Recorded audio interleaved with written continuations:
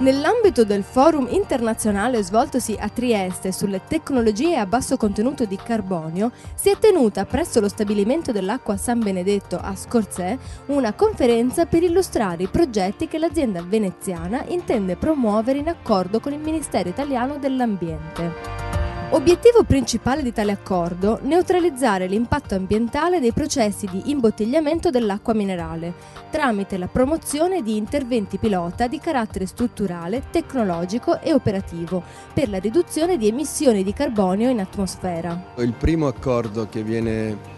siglato in Italia tra il governo e una grande impresa per misurare le emissioni di carbonio nel ciclo di produzione e di distribuzione dei beni. La riduzione delle emissioni di carbonio è uno dei grandi impegni e delle grandi sfide che la comunità internazionale ha scelto per disegnare il futuro. E per ridurre le emissioni di carbonio bisogna cambiare il sistema energetico, bisogna cambiare il sistema industriale, bisogna cambiare il sistema dei trasporti.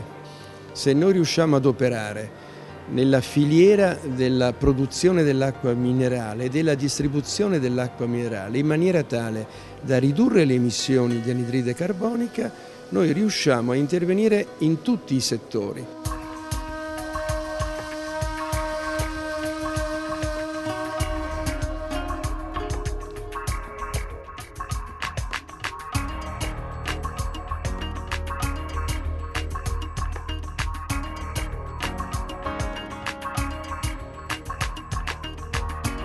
Il presidente dell'azienda Enrico Zoppas ed il sottosegretario del Ministero dell'Ambiente Roberto Menia hanno evidenziato l'importanza di un accordo che, oltre ad avere ricadute positive sul territorio locale, ha un grande rilievo nazionale ed internazionale e rappresenta un modello che potrebbe essere replicabile. L'accordo di oggi è un accordo basilare proprio per la salvaguardia del territorio a cui noi siamo legati per famiglia, per nascita, e anche perché l'azienda gravita sulla socialità dei paesi limitrofi, dove tutti insieme abbiamo contribuito allo sviluppo.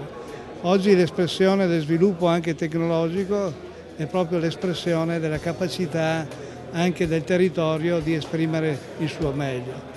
Si tratta di un fatto che ha valore evidentemente sul territorio perché ha ricadute economiche positive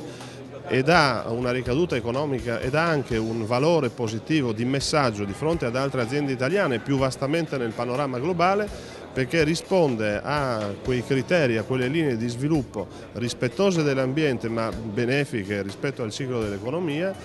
che fanno soprattutto sì che in quella logica di sviluppo di tecnologie a basse emissioni di carbonio di cui abbiamo parlato nel G8 italiano e che abbiamo proposto come modello italiano per rispondere alla sfida dell'ambiente e a quella dei cambiamenti climatici, sia per davvero un modello da imitare e che ci inorgoglisce di fronte al mondo.